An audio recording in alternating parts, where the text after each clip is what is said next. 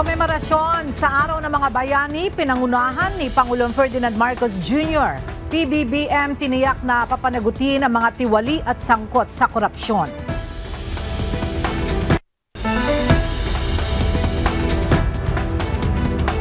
Job fair at simultaneous blood donation isinagawa kaalinsabay ng paggunita sa National Heroes Day.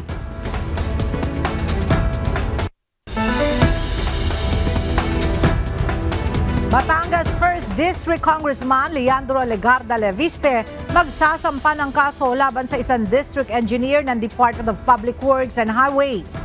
Tangkang panunuhol ng naturang district engineer sa kongresista, planong isama sa investigasyon ng House Infracom.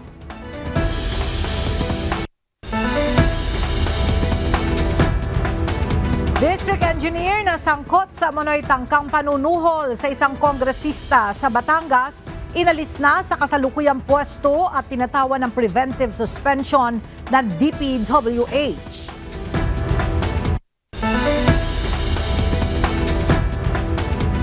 Low pressure area na binabantayan sa loob ng PAR, mababa ang tsansa na maging ganap na bagyo. LPA at habagat patuloy na magdadala ng mga pag-ulan sa ilang bahagi ng bansa.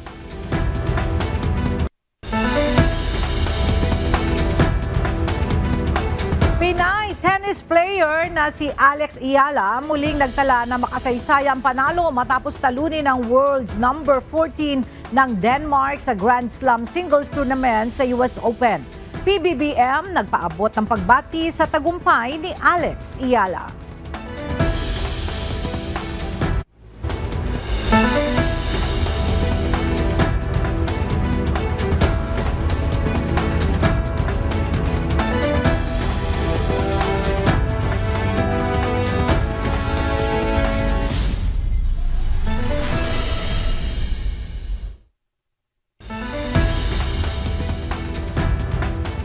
Magandang tanghali mga kasangbahay. Ngayon po ay araw ng Lunes, August 25, 2025. Tayo po ay sabayang napapakinggan sa Radyo La Verdad 1350, ang UNTV Radio.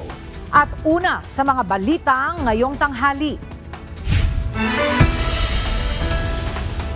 Pinangunahan ni Pangulong Ferdinand Marcos Jr. ang paggunita sa Araw ng Mga Bayani sa Taguig City ngayong araw. Sa kanyang talumpati, may tiniyak ang Pangulo sa gitna ng investigasyon sa umano'y anomalya sa flood control projects. Ang detalye hatid ni Nel Maribuhok live. Nel, ano ang naging mensahe ng Pangulo ngayong National Heroes Day? Yes, Ella, binigyang pugay ni Pangulong Ferdinand Marcos Jr. ang anyay hindi na isulat ang pangalan sa mga pahina ng kasaysayan. Kinilala rin ng Pangulo ang mga Pilipinong tapat na naglilingkod at nagmamalasakit at nagmamahal sa bansa. Makikitaan niya ang kabayanihan na ito sa mga magsasaka, mangingisda, mga guro, healthcare workers at iba pang mga manggagawa. Sentro ng talumpati ni PBBM ang tungkol sa paglaban sa banta ng pang-aabuso sa kapangyarihan at katiwalian. Hindi lang pagpapalakas ng ating depensa ang kailangan nating tutukan upang maalagaan ating kalayaan. Kailangan din natin labanan ang banta ng katiwalian at pang-aabuso sa kapangyarihan ng ating lipunan. Dahil hindi lamang salapi ang kanilang ninanakaw, kundi pati ang kalusugan, pangarap at kinabukasan ng mga susunod na henerasyon na Pilipino. Kaya't hindi natin dapat ipagwalang bahala ang maliliit na panlilinlang sapagkat kung paulit-ulit ito'y pinapalampas natin, unti-unti nitong sinisira ang ating lipunan. Iniyak rin ni Pangulong Marcos na papanagutin ang lahat ng tiwali. At sa hangaring ito ang pangako ng inyong pamahalaan. Hindi namin kayo iiwan. Pananagutin namin ang lahat ng sangkot sa anomalya at katiwalian. Ilalabas natin ang buo at pawang katotohanan at titiyakin natin hindi na mauulit ang kawalan ng respeto at malasakit sa taong bayan. Ito ang inihayag ng Pangulo sa gitna ng ginagawang investigasyon sa umanay anomalya sa flood control projects. Kanina bilang bahagi ng paggunita sa Araw ng mga Bayani, pinangunahan niya ang pagtataas ng watawat at ang pag-aalay ng bulaklak sa Tomb of the Unknown Soldier. Yan muna ang ating update. Balik sa Rela. Maraming salamat, Nel Maribohok. Sa pagdiriwang ng National Heroes Day ngayong araw, kinilala ni Vice President Sara Duterte ang lahat ng mga Pilipinong nag-alay ng buhay at sakripisyo sa bansa. Sa kanyang mensahe, nagpasalamat ang pangalawang Pangulo sa mga makabagong bayani gaya ng mga sundalo, guro, doktor, nurse, frontliners at mga OFW na patuloy na nagsisilbi sa kapwa at sa bayan. Pinuri niya ang mga Pilipinong nagdala ng dangal at karangalan sa bansa sa iba't ibang larangan ng sumasalamin sa kasipagan, katiyagaan at katatagan ng mga Pilipino para maabot ang tagumpay. Ayon kay VP Duterte, bawat Pilipinong lumalaban para sa pamilya, kapwa at bayan ay maituturing na bayani ng makabagong panahon. Kalinsabay ng komemorasyon ng National Heroes Day, isang malawakang job fair ang isinagawa ngayong araw ng pamahalaang lungsod ng Maynila. Mula sa Maynila, makibalita tayo kay Ivan Alvarez live.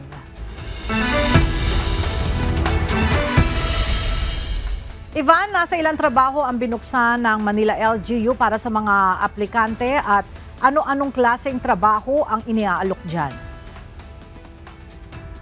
Magandang tanghali sa iyo, Ella. Ayon sa Public Employment Service Office o PESO ng Manila Local Government Unit, nasa 4,000 na mga trabaho ang pwedeng lahukan ng ating mga job seeker ngayon dito sa SM City, Manila. Isinasagawa ngayong araw ang Mega Job Fair sa SM City, Manila kasabay ng pagdiriwang ng Araw ng mga Bayani ngayong taon. Libo-libong job opportunities ang pwedeng lahukan ng mga job seeker kung saan 30 local companies at 7 overseas recruitment agencies ang nagsama-sama ngayong araw. Meron tayong almost 4,000 job opportunities ngayong araw. Meron tayong local saka overseas na mga employers na nandito ngayon. Expected natin dumating ngayon is nasa 500 to 1,000 na mga job applicants. Ayon sa Acting PESO Manager ng Maynila, isinasagawa ang naturang programa upang tugunan ang pangangailangan ng mga mamamayan na magkaroon ng trabaho. Anya, walang age qualification at hindi lamang para sa college graduates, kundi pati na rin sa mga high school graduate ang mga hinahanap na aplikante ng mga employer sa job fair na ito.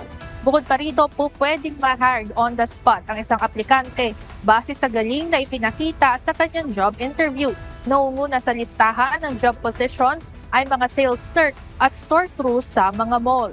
Bukod sa mga job opportunities, maaari ding magproseso ng mga dokumento at humingi ng assistance sa Government One-Stop Shop na kinapapalooban ng Bureau of Internal Revenue o BIR, Department of Migrant Workers, OWA, National Bureau of Investigation o NBI, Pag-ibig Fund, PhilHealth, SSS, TESDA, Manila Police District at maging MDRRMO.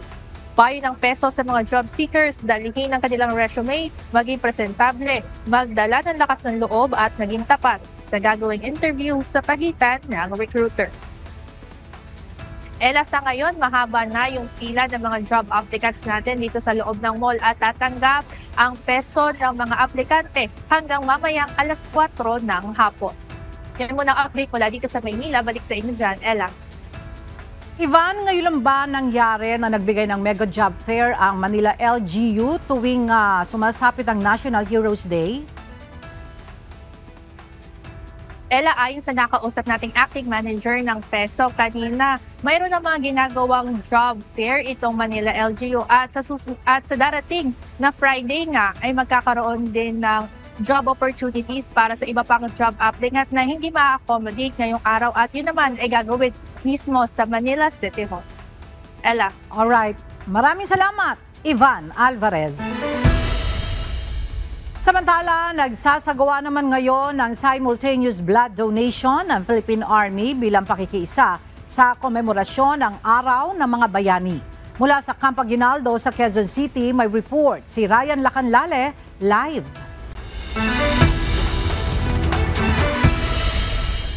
Ryan, ano ang detalye niyang isinasagawang blood donation ng Philippine Army at marami ba ang nakiisa dyan?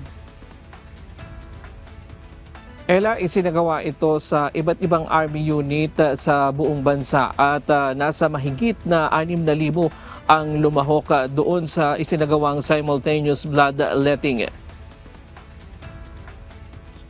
Bilang pakikisa sa paggunita ng Araw ng Mga Bayani ngayong araw, ipinakita ng mga sundalo, reservists ng Philippine Army, civilian at stakeholder ang kanilang kagitingan sa pamamagitan ng pagbibigay ng dugo para sa mga nangangailangan.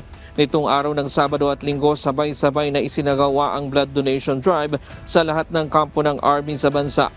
Sa punong himpilan ng hukbong katihan sa Port Bonifacio, Taguig City nitong Sabado, pinangunahan ni Army Commanding General Lieutenant General Antonio Nafarrete ang blood donation at nagpasalamat sa aktibong pakikilahok ng mga sundalo at volunteer.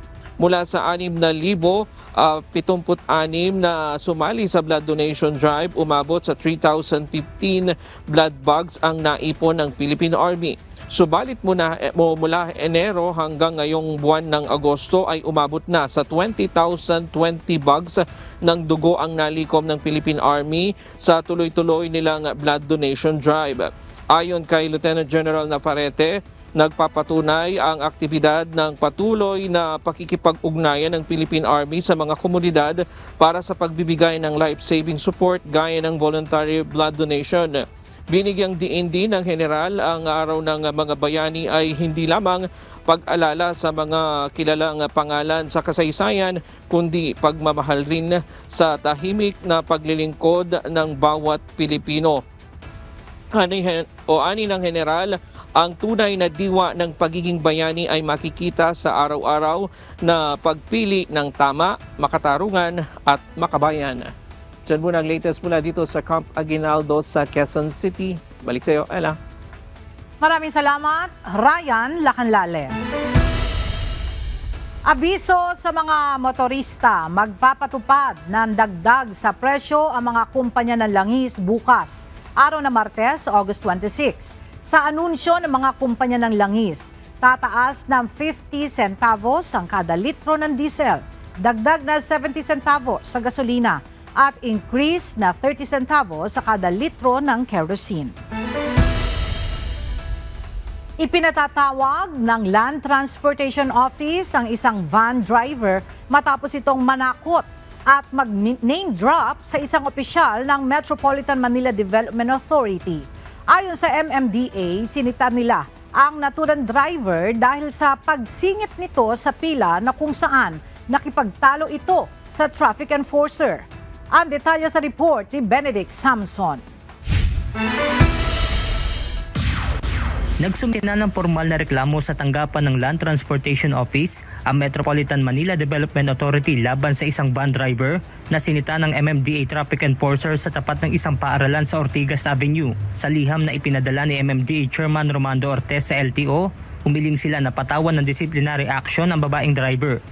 Sa bidyong kuha ng MMDA, makikita ang pakikipagsagutan ng lady driver sa nanitang MMDA traffic enforcer matapos itong sumingit sa pila na nagdulot naman ng mahabang pila ng mga sasakyan. Dahil sa insidente, naglabas na ng show cause order ang LTO laban sa kumpanya na may-ari ng naturang sasakyan.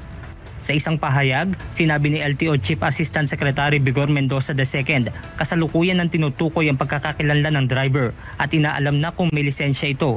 Posible itong masuspinde ng 70 araw. Dagdag pa ni ASEC Mendoza, kung mapapatunayang walang lisensya o expired na ito, mas mabigat na parusa ang maaaring kaharapin ng driver. Hanggang sa August 28 naman ang ibinigay na palugit ng LTO sa driver upang magpaliwanag sa LTO Central Office sa Quezon City. Obstruction of traffic at improper person to operate a motor vehicle naman ang mga ipapataw na parusa laban sa driver. Muli namang nanawagan ng MMDA lalo na sa mga magulang na naghahatid o nagsusundo sa paaralan na habaan ng pasensya at panatilihin ang pagsunod sa batas trapiko upang makaiwas sa abala at reklamo. Benedict Samson, UNTV News and Rescue. Diyos ang aming sandigan, serbisyo publiko ang aming pinahahalagahan. Tiniyak ng Department of Foreign Affairs ang kaligtasan ng 3 Pinoy na nadamay sa crash accident ng isang tourist bus sa New York City. Ayon sa DFA, nakalabas na ng ospital ang mga ito matapos maklear ng mga doktor at makumpirmang nasa maayos na kalagayan. Kasunod nito, kakumustahin pa rin sila ng consulate representative ng Pilipinas para alamin ang kanilang kailangan at siguraduhin ang kanilang kaligtasan hanggang makaalis ng New York. Ang 3 Pinoy ay mga Overseas Filipino Workers o OFW sa Qatar at nasa New York bilang mga turista. Magkakaroon na ng annual medical check-up para sa lahat ng mga Pinoy domestic workers abroad. Ayon sa Department of Migrant Workers, mangangailangan ng ahensya ng mas malaking budget, lalo na sa dami ng mga Pilipinong kasangbahay sa ibang bansa. Ang detalye sa report ni Ivan Alvarez. Free annual medical check-up. Ito ang tiniyak ng Department of Migrant Workers para sa lahat ng mga Filipino domestic worker na nasa iba't ibang panig ng mundo. Ayon kay Migrant Workers Secretary Hans Leo Kakdak, mangangailangan ito ng malaking pondo kung saan manggagaling ang budget sa Agarang Kalinga at Saklolo para sa mga OFW na nangangailangan o Action Fund ng ahensya. For 2026, we'll get our Action Fund budget, but we will most likely ask for a supplemental budget kung lumawig na itong annual medical check-up for domestic workers kasi hindi magkakasya kung mandatory sa dami nila. Ayon sa tala ng DMW, 100 hanggang 200,000 ang nade-deploy ng mga Filipino domestic worker kada taon. Bunsod nito, voluntaryo muna ang isasagawang annual medical check-up, ngunit oras na makuha ang mas malaking pondo ay gagawin itong mandatory para sa lahat ng mga Filipino kasambahay abroad. Pag nagsabay-sabay na yung mag-mandatory check-up, there will be a budgetary costs, obviously. So ang first phase muna is voluntary. Kung sino ang gusto magpa-annual medical, yun ang pauunlakan natin. Samantala, ayon sa pahayag ni House Speaker Martin Romualdez, para sa taong 2026, mayroong 10.2 billion pesos na proposed budget para sa Department of Migrant Workers, kung saan 1.2 billion pesos dito ang mapupunta sa Action Fund ng ahensya. Magkakaroon naman ng pilot run ang free annual medical check-up ng mga Filipino domestic worker sa isang private clinic sa Dubai, United Arab Emirates. Ivan Alvarez, UNTV News and Rescue. Diyos ang aming sandigan, serbisyo publiko ang aming pinahahalagahan. Karagdagang 22 ospital, botika at medical suppliers ang tatanggap na ng guarantee letters mula sa Department of Social Welfare and Development o DSWD. Ayon sa ahensya, ito ay bahagi ng mas malawak at karagdagang tulong medikal sa mga Pilipinong mangangailangan. Narito ang report ni Mia Alonzo. 22 karagdagang ospital ang accredited ngayon sa ilalim ng guarantee letters ng Department of Social Welfare and Development sa buong bansa. Ang mga benepisyaryo ng DSWD, Assistance to Individuals in Crisis Situations o AICS, ay maaari nang makakuha ng serbisyo mula sa mga partner institution gamit ang guarantee letter na ibinibigay ng ahensya. Ito ay isang garantiya sa mga service provider na sasagutin ng gobyerno ang bahagi o kabuuan ng gastusing medikal ng isang pasyente.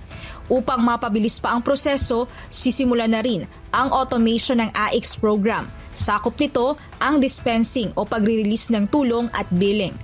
Ayon kay DSWD Secretary Rex Gatchalian, layunin nito na gawing mabilis at maginhawa ang serbisyo gamit ang handheld devices ng mga kliyente at matiyak ang maagap na bayad ng kanilang bills upang makabayad din ang ahensya sa mga pribadong katuwang ng tama at nasa oras. Kabilang sa partner hospital ng departamento ang Allied Care Expert Medical Center sa Mandaluyong at Valenzuela area, Asian Hospital and Medical Center, Commonwealth Hospital and Medical Center, Manila Doctors Hospital, Medical Center Manila, Philippines Children Medical Center, Philippine Orthopedic Center at Valenzuela Medical Center, Samantala, naglabas na rin ng listahan ang ahensya ng mga partner mula sa pharmaceutical industry na maaaring gamitan ng guarantee letter. Bukod dito, ayon sa ahensya, nakipag-ugnayan rin sila sa mga therapy at learning centers, ilang implant distributors at isang dialysis provider. Mia Alonso, UNTV News and Rescue. Diyos ang aming sandigan, serbisyo publiko ang aming pinahahalagahan.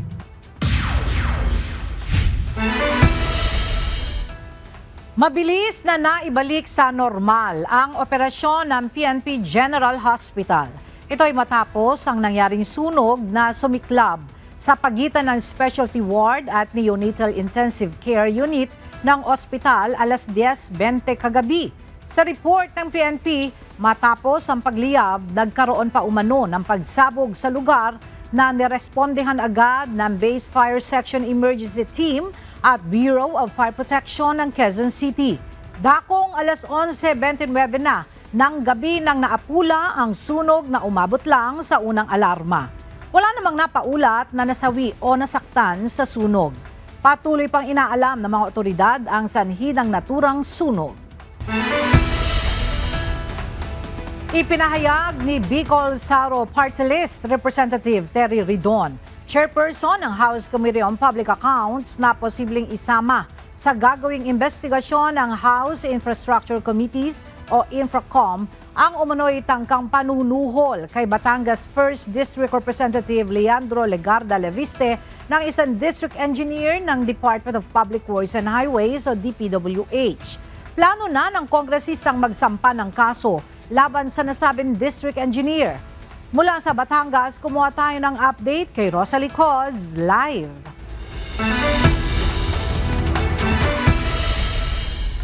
Rosalie, ano ba ang detalye nitong nabisto na tangkang panunuhol ng isang DPWH district engineer kay Congressman Leviste?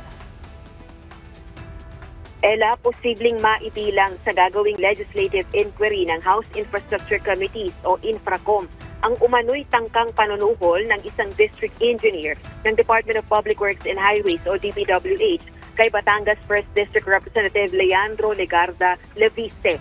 Kinumpirma ni Batangas Representative Leviste ang pagsampa ng kaso laban sa Batangas 1st District Engineer ng DPWH bukas. Kinumpirma ito ng kongresista sa isang pahayag sa kanyang social media page.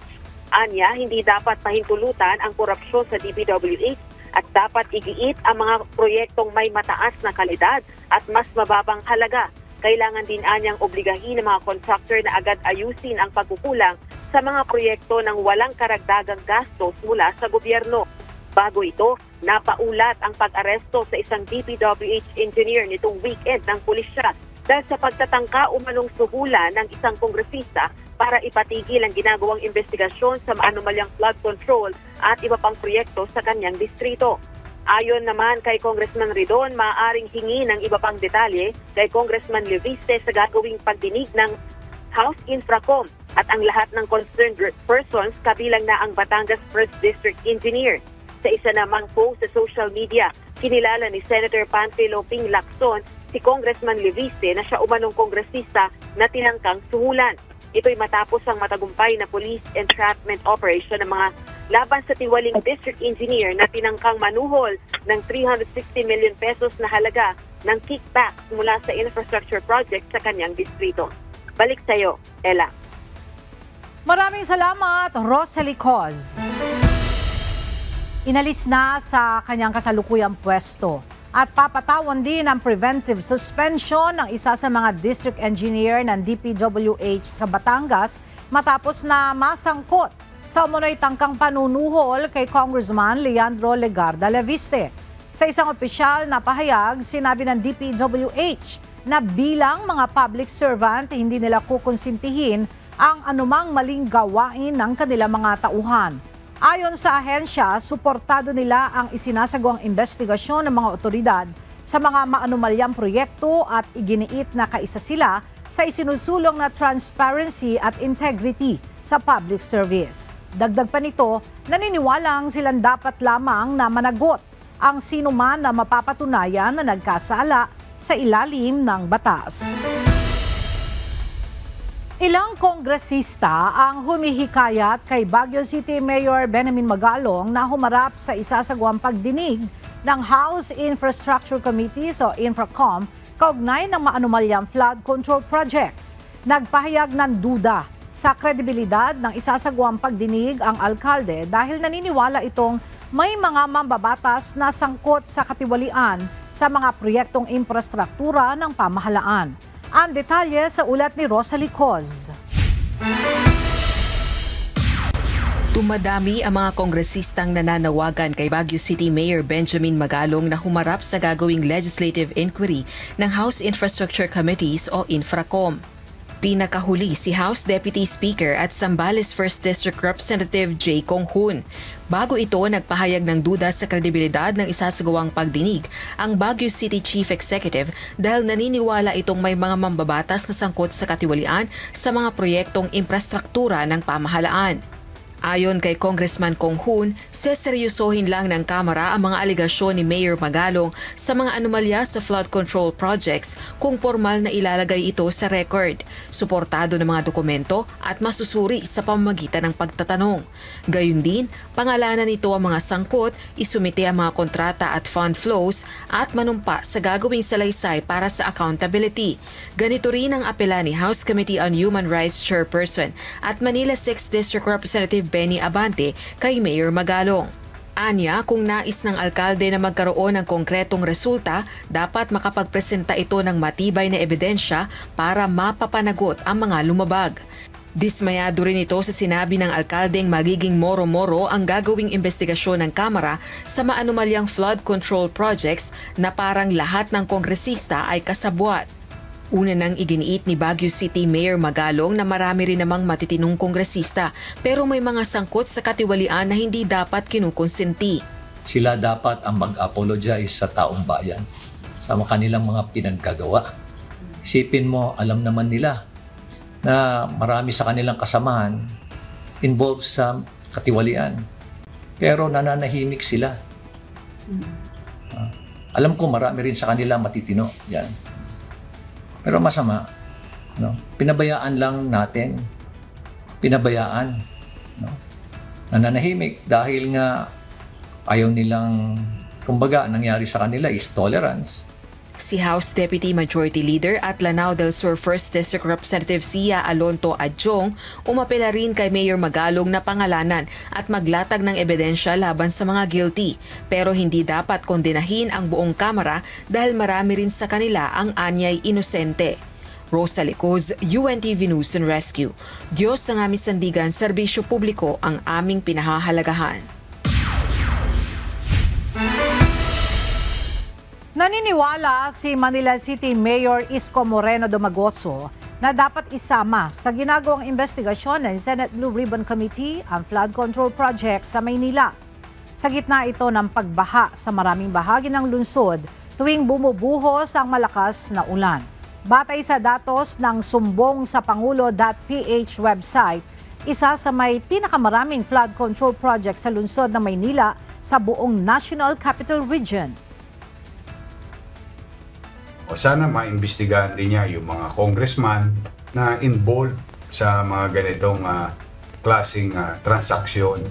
Bakit ba nakikialam ang congressman sa flood control project o mga pumping station ng DPWH? Yung nahuli ko kahapon ay isa sa listahan ng kontraktor na pirepresenta ni Presidente ay kontraktor ng 3rd District ng Manila sa flood control din sa buong bansa. Yup. Mukhang ayaw nilang malaman ng tao yun. Pero ilalahad natin yan. May oras ako para dyan. Itinanggi ni Manila Mayor Isko Moreno Domagoso ang paratang na bully mayor siya. Reaksyon ito ng alkalde sa pahayag ni House Committee on Good Government and Public Accountability Manila 3rd District Representative Joel Chua. Nag-ugat ang sagutan ng dalawa matapos ipasara ng Manila City Mayor ang proyektong community center sa Santa Cruz, Manila dahil illegal at walang permit.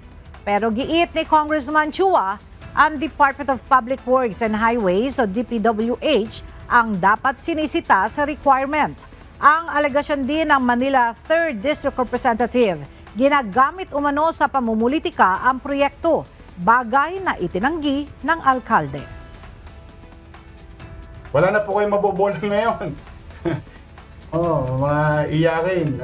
Kayo na nabisto eh. Dati kayo nang bibisto eh. Kayo yung kaul ng kaul. Ngayon kayo nabisto, umiiyak kayo na binubuli kayo. Hindi kayo binubuli. Ayaw nyo lang mabisto. O tapos ngayon, pag nabisto, tuturo mo DPWH. Kawawang DPWH. Sa halip na maprotektahan ang mga kalsada at komunidad, nasira at nabigo ang 260 million pesos rock shed project sa Cannon Road, Tuba, Benguet. Ito ang binigyan diin ni Pangulong Ferdinand Marcos Jr. kasama si Baguio City Mayor Benjamin Magalong matapos magsagawa ng inspeksyon sa lugar. Narito ang report ni Grace Doctolero. Tinawag na economic sabotage ni Pangulong Ferdinand Marcos Jr. ang palpak na rock shed project. Sa halip na mapigilan ang pagguho, nagresulta ito sa matinding erosyon at pagkasira ng kalsada. And here's the other thing, that's why I keep talking about economic sabotage. Batay sa sinagawang inspeksyon, ubod ng hina ng slope protection na itinayo. Agad na bumigay ang bahagi ng ginawang pader na dapat sanay pangontra sa landslide at rockslide. Kaya ang balor ng kanilang trabaho is zero, complete zero. Umabot sa higit 260 million ang nasabing proyekto, subalit sa halip na kapakinabangan ang tila walang ginawa ang lumabas na resulta. This is 260 million project. Useless. Parang tinapon mo yung pera sa ilog. Useless. Mismong mga residente at negosyante ang apektado. Tinatayang nasa 35% agad ang nawala sa kanilang hanap buhay dahil nasira ang daan at nagsara ang mga establishmento. Pinunan rin ng punong ehekutibo ang overpricing ng rock netting. Kung 3,200 lamang ang presyo sa supplier, umaabot ito ng mahigit 12,000 sa kontrata ng pamahalaan. Dahil dito, nanawagan ang pinuno ng bansa na muling pairalin ang LGU acceptance bago ipasa sa kanilang pamamahala ang mga infrastructure project ng DPWH. That SOP is that before you release the project to the local government, kailangan tanggapin ng local government. And that's something that we will reinstitute. Binigyang diin ng Pangulo na kailangang may sapat na pagsusuri at aktwal na konsultasyon sa mga local government unit para maiwasan ang ganitong kapalpakan. Sa ngayon, tinatayang aabot ng 500 milyong piso ang kailangan upang makumpuni ang nasabing project site. Halos doble ng original na gastos ng pamahalaan. At bago matapos ang kanyang termino, tiniyak ni Pangulong Marcos na hindi siya titigil hanggang hindi maiwawasto ang anomalyang ito. If there's one thing, I will not leave this office until I fix this. This is it. This is one of those things. Grace Doctolero, UNTV News and Rescue. Diyos ang aming sandigan, serbisyo publiko ang aming pinahahalagahan. Sa kaugnay na balita, dumepensa naman ang isang opisyal ng DPWH Cordillera matapos na tawagin ni Pangulong Ferdinand Marcos Jr. na complete zero at notorious sa corruption.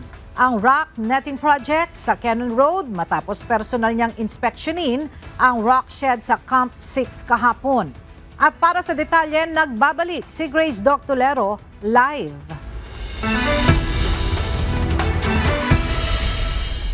Grace, ano ang tugon ng taga DPWH Cordillera sa sinasabi niya ng Pangulo? Yes, Ella, ayon nga kay Engineer Arnold Dacwag, ang hepe ng DPWH Cordillera Planning and Design Division, hindi dapat ituring na walang silbi ang nasabing istruktura. Ayon sa kanya, hindi ang disenyo o pagkakagawa ang problema kundi ang malaking pagguho ng lupa sa itaas ng slope ang siyang sumira sa natapos na rock shed. Matindi ang pagbatikos ng Pangulo sa Canon Rock Netting na tinawag niyang walang kwenta dahil naging substandard at overpriced ang pagkakagawa. Ang rock naman, bagamat nagampanan ang papel nito na hulihin ng mga nababagsak na bato, nasira ito matapos ang malakas na habagat. Ang culprit talaga is the habagat, no, which caused the landslide up the slope.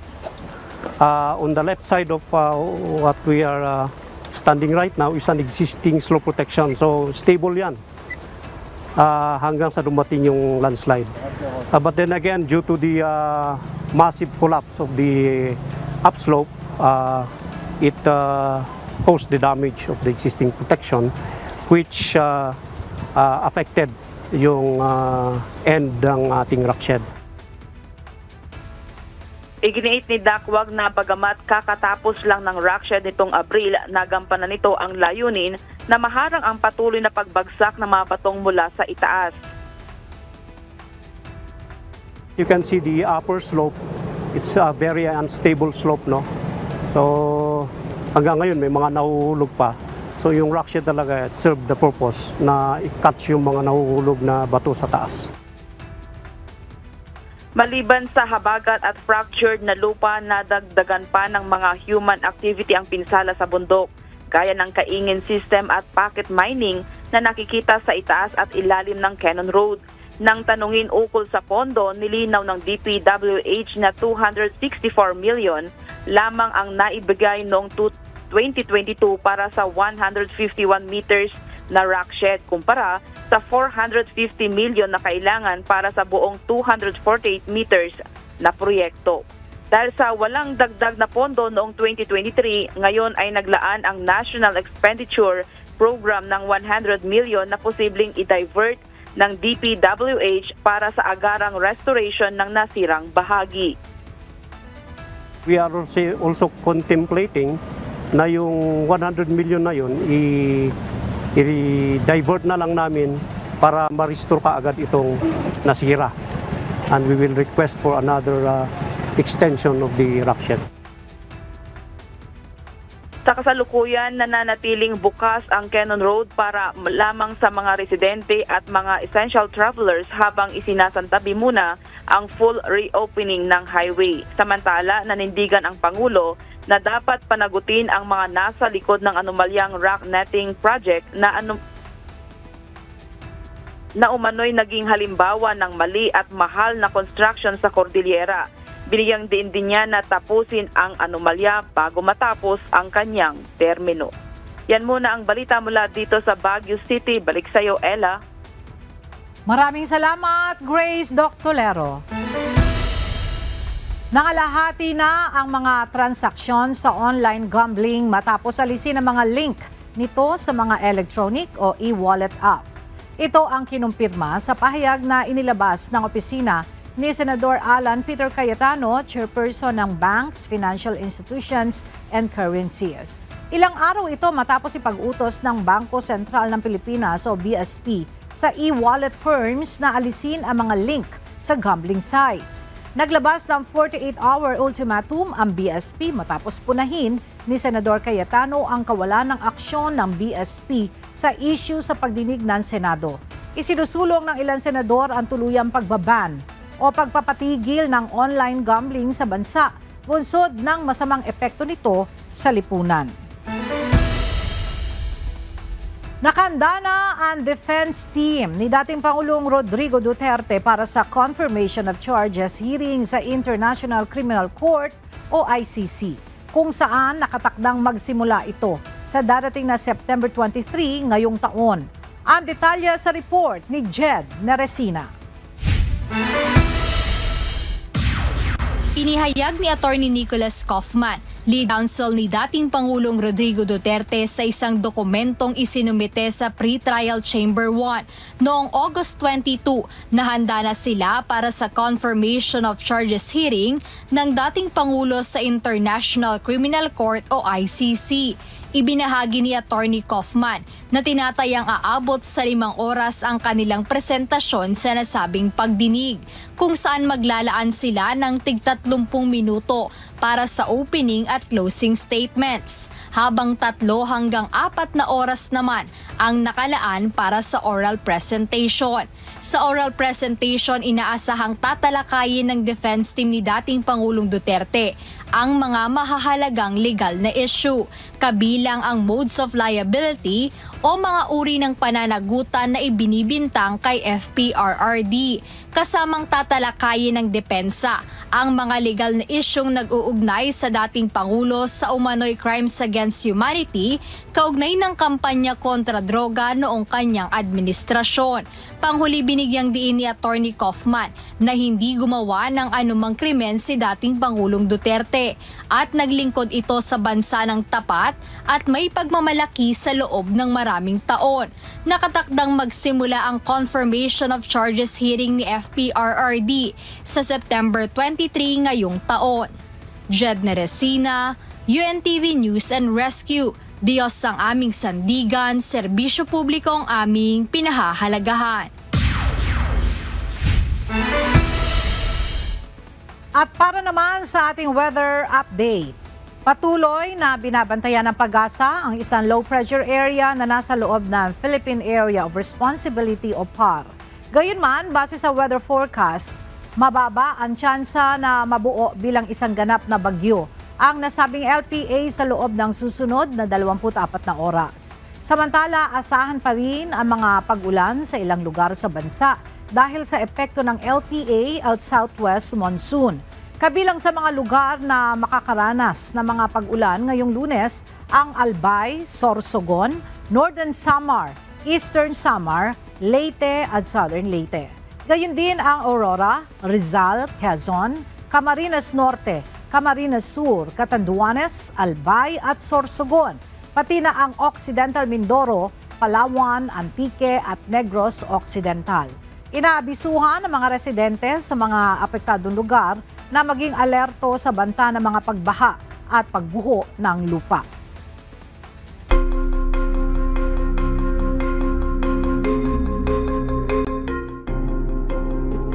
Nakikiisa ang Pilipinas international community sa panawagan tigil putukan o ceasefire sa pagitan ng Israel at Gaza. Ayon sa pahayag ng Department of Foreign Affairs, mahalagang hakbang ang ceasefire upang maprotektahan ang buhay ng mga sibilyan at maibalik ang kapayapaan sa pagitan ng dalawang panig. Dagdag pa ng DFA, nakakapag-alala ang planong full military takeover ng Israel sa Gaza, patuloy na pagharang sa pagpasok ng tulong gaya ng pagkain at tubig, malawakang pagpapalikas ng mga pag-ataking nakakaapekto sa mga sibilyan at mga ulat ng pagpapalawak ng settlement sa West Bank. Giit ng ahensya, bunsod nito lalong lumala ang humanitarian crisis at nababawasan ang pag-asa ng kapayapaan sa Middle East. Umuugong ang ulat na naghahanda na si US President Donald Trump na magpadala ng military troops sa Chicago sa mga susunod na araw. Mariin itong tinutulan ng mga opisyal ng Illinois, kabilang sina Chicago Mayor Brandon Johnson at Governor J.B. Pritzker na nagsabing walang batayan ang umano'y military occupation. Giit ni Mayor Johnson, bumaba ang krimen sa Chicago ngayong taon kaya wala silang nakikitang dahilan para gawin ang naturang aksyon. Dagdag pa ni Governor Pritzker, ang hakbang ni Trump ay isang peking krisis na layong palawakin ang kanyang kapangyarihan. The city of Chicago does not need a military occupation. There has been no formal communication from the Trump administration to my administration. There's been no formal communication from the White House to our governor. This is all, I believe, an attempt to frighten and to raise anxiety across America. What he is proposing at this point would be the most flagrant violation of our Constitution in the 21st century.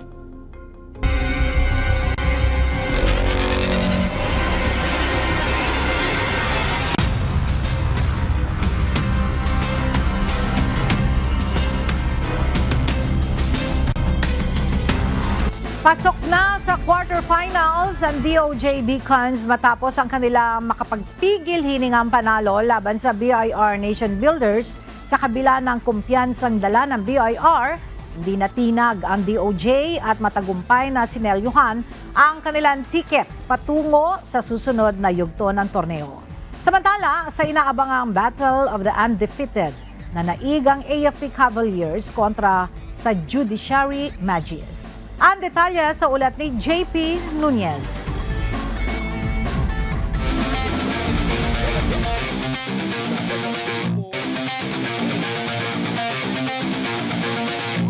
Nakukumpleto na ang listahan ng mga kupunang aabante sa quarterfinals ng UNTV Cup Executive Face-Off 2025. Muling umarangkada ang aksyon sa hardcourt nitong August 24, Linggo sa Nova Desi Convention Center sa Quezon City.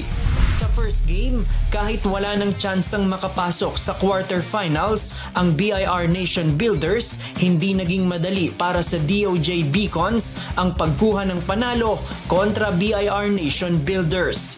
Sa first quarter, iniwanan nila ng 8 kalamangan ang DOJ Beacons sa score na 21-13. Habang sa second quarter, naiakyat pa nila sa 9 ang kalamangan sa score na 37-28. Pero sa third quarter, nakabawi ang DOJ Beacons kung saan under 2 minutes remaining ay naitabla nila ang score sa 46-all. Nagtapos ang third frame, pabor sa DOJ Beacons na may 4 na kalamangan, 52-48. Sa huling yugto ng laban, pinilit pa ng BIR Nation Builders ang humabol. Under last 1 minute remaining, 2 puntos na lang ang hinahabol ng koponan sa score na 64-66. 14 seconds remaining, naharangan ni Prosecutor Michael Humarang si Luis Esquivias ng BIR Nation Builders dahilan para magkaroon ng 2 free throw ang Nation Builders. Subalit isa lamang sa mga ito ang pumasok. Na-steal pa ulit ni Esquivias ang bola with 9 seconds remaining at tumira ng layup pero no basket at nasabitan ng foul ang DOJ Beacons. 2 free throw ni Prosecutor Christopher Taihopon pero walang pumasok at ang BIR Nation Builders naman ang nakasungkit ng foul. Nasa kamay ni BIR Commissioner Romeo Lumagi Jr. ang tsansa para itabla ang laban sa 2 free throw attempt. Pero unang basket lamang ang pumasok at naibaba nila sa 1 ang lamang ng DOJ Beacons. Huling basket attempt sa DOJ Beacons mula sa 2 free throw ni Prosecutor Borgie Kalugay para iakyat sa 3 ang kanilang abante pero walang pumasok sa 2 buslo. Sa pagtunog ng buzzer, 1 puntos ang lamang ng DOJ Beacons kontra BIR Nation Builders sa makapigil hiningang tagpo sa huling minuto ng kanilang laban. Final score, 66-65 in favor of DOJ Beacons. Sa totoo lang, ito yung hinihintay namin na game. Baga lumabas yung mga game ng mga players natin. Baga nagkaroon sila ng communication. Yung pinagawa ko na play, nagawa, nasunod naman. Kaya happy ako. At least na nanalo kami. Definitely, hindi ito yung inaasahan naming katapusan ng season. Pero proud kami as a coaching staff and as one unit na lumaban po all throughout the season. Hindi lang po talaga napalad, pero congrats rin po sa DOJ. Best player of the game si Prosecutor Chester Natividad ng DOJ Beacons na nagambag ng 17 points, 18 rebounds at 1 block. Para sa amin, every game is important and gusto talaga naming manalo. Samantala, winner via forfeit naman ang PNP responders dahil hindi nakadalo ang Agriculture Kadiwa Warriors. Sa Battle of the Undefeated ng Group A, nagharap ang Judiciary Magis at AFP Cavaliers. Bigay todo ang 2 koponan upang wag mabahiran ang kanilang iniingatang win-loss record. Subalit sa kabuuan ng naging aksyon sa hardcourt, hindi umubra ang Judiciary Magic sa bilis, liksi at diskarte sa pasahan ng mga sundalo. Dinumina ng AFP Cavaliers ang lahat ng quarter ng laban kung saan nadagdagan ang kanilang kalamangan sa kada tapos ng quarter. First quarter, 16-11 ang score kung saan lamang ng 5 puntos ang AFP Cavaliers. Sa pagtatapos ng first half, umakyat pa sa 14 points ang kalamangan sa score na 35-21. Sa third frame, 56-37 ang naiwang score at umabante pa ang AFP Cavaliers ng 19 na puntos. Nagtapos naman ang game sa final score na 75-50. 25 ang iniwang lamang ng AFP Cavaliers. One game at a time kami. If ever na kung ano yung mangyayari, kung sino yung magiging kalaban namin, yun po yung pinaghahandaan muna namin. Hindi muna kami nag-ano ng hanggang ano na agad. So kung ano yung sunod na game, yun lang po yung pinaghahandaan.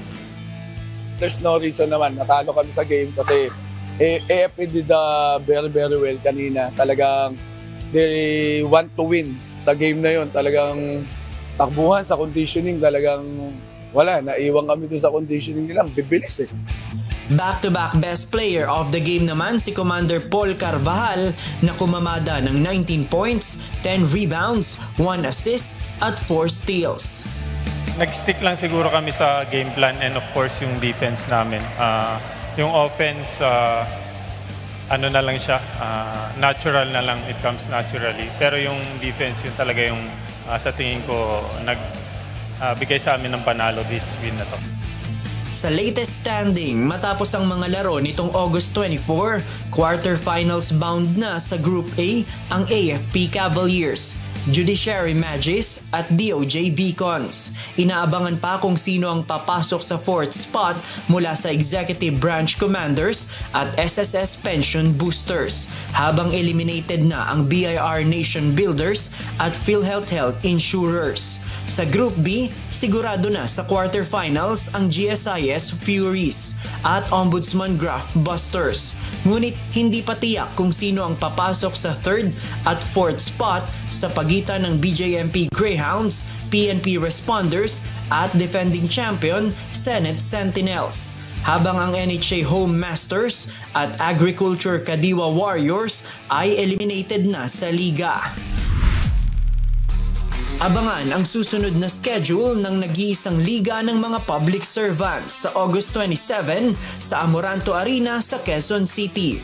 Magtutuos sa Game 1 ang NHA Home Masters versus BJMP Greyhounds. Sa second game naman ay maghaharap ang undefeated na AFP Cavaliers versus SSS Pension Boosters. At sa huling game, ang eliminated na Agriculture Kadiwa Warriors versus defending champion na Senate Sentinels.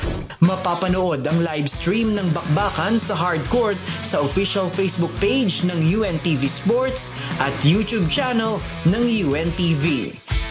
Win in sports, win for charity. JP Nunez, UNTV, News and Rescue. Diyos ang aming sandigan, serbisyo publiko ang aming pinahahalagahan.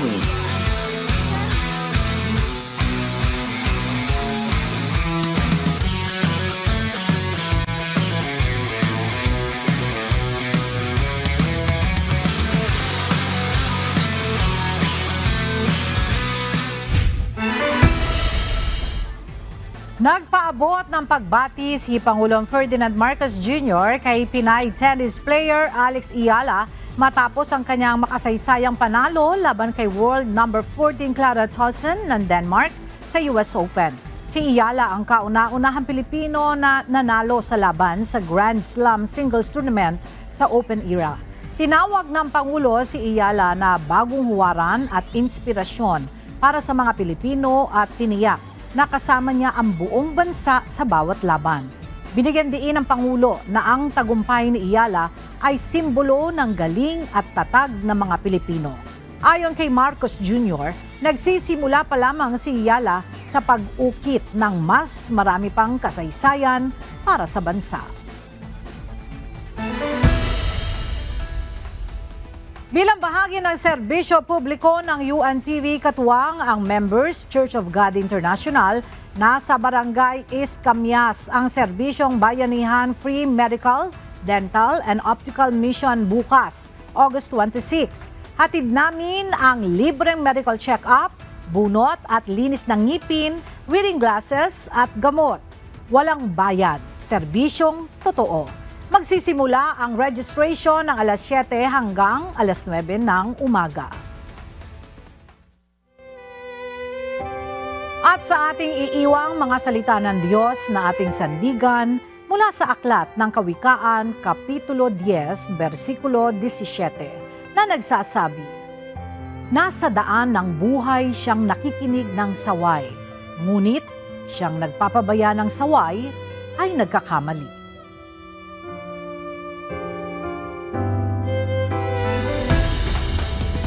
At yan ang mga balita ang aming tinutukan at inaksyonan. Dahil sa aming pagbabalita, una ang pagkalinga sa kapwa. UNTVC News may balita saan mampanig ng daigdig. At dito sa UNTV, Diyos ang aming sandigan, serbisyo publiko ang aming pinahalagahan. Magandang tanghali at salamat sa Diyos.